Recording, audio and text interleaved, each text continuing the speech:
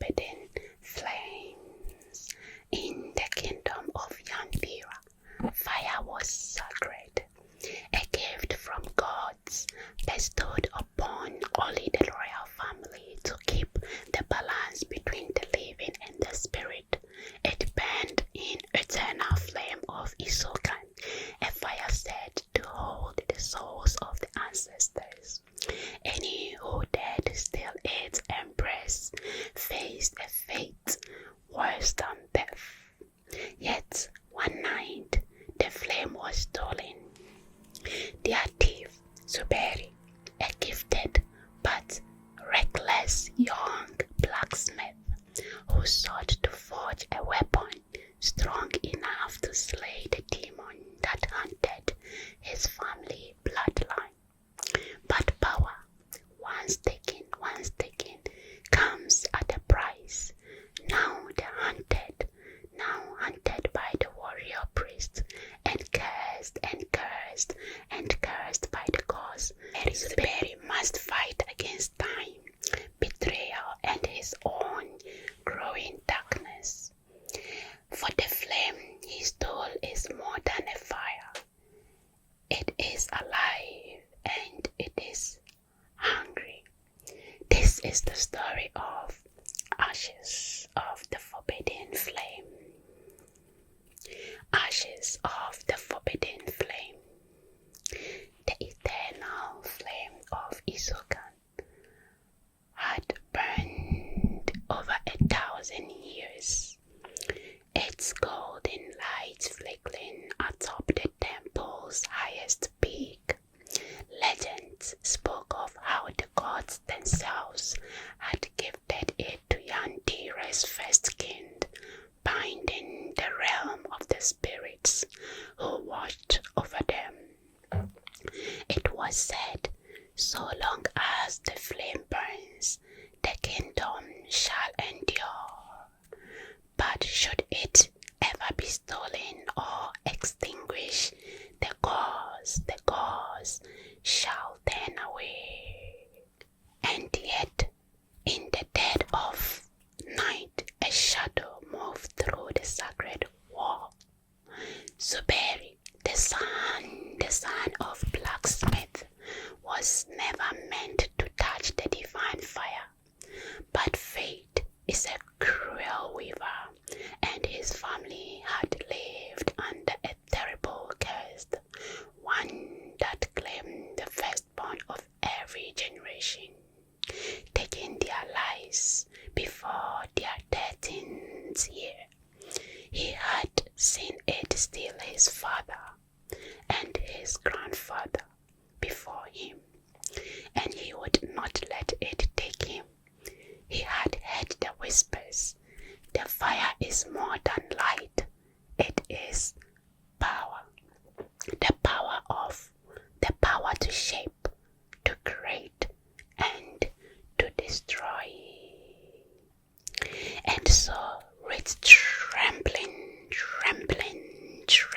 hands, he did the unthinkable. He stole a single ember from the eternal flame. But the moment he touched the fire screamed. The temple bells clashed against the silence of the night. The warrior priests, guardians of the sacred fire, rushed to the shrine. But it was too late.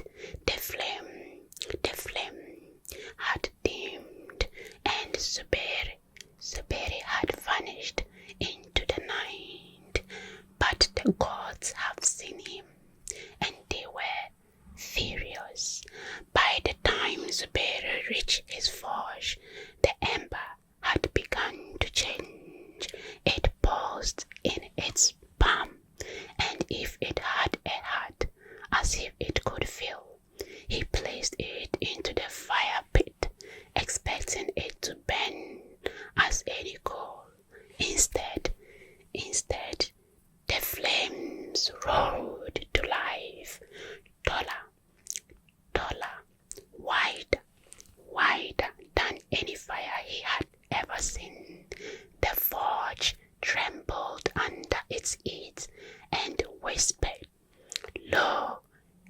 ancient and filled with anger, echoed in the air.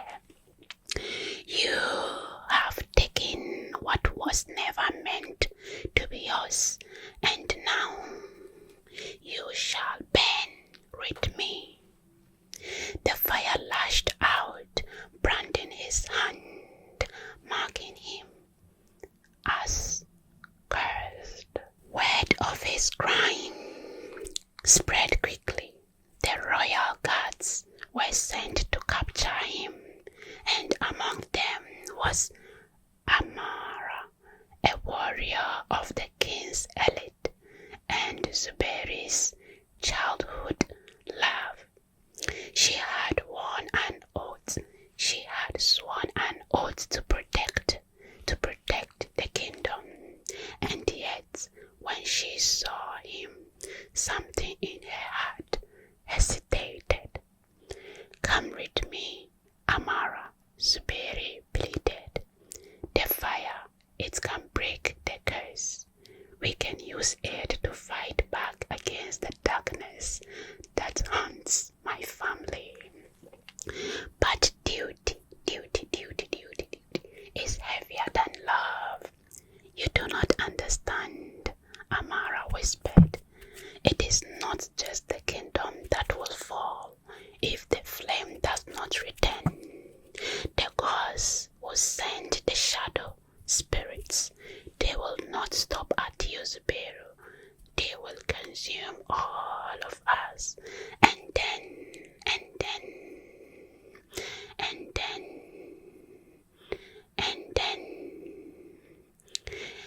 then the third sign of their wrath came. The sky darkened.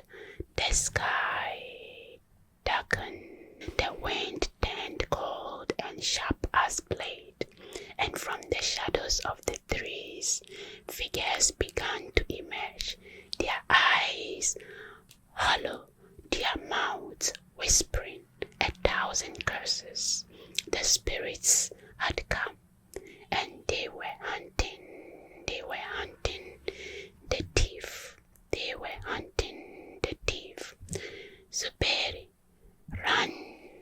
Amara closed behind him, through the forest, across the river, past the graves of the kings long forgotten. But the flame grew heavier in his chest, pulsing like a second heartbeat. You cannot run from me, it whispered. His body burned from the inside out. His mind fractured beneath the weight of his stolen power.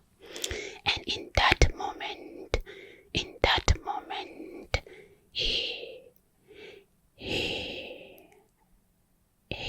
understood. And in that moment, he understood the fire was not meant to be welded. It was meant to be returned. As the spirit closed in, Amara raised her spear, ready to die at his side. But Zuberi, gasping, burning, lifted his hands to the sky and called upon the gods. Take it back, he roared.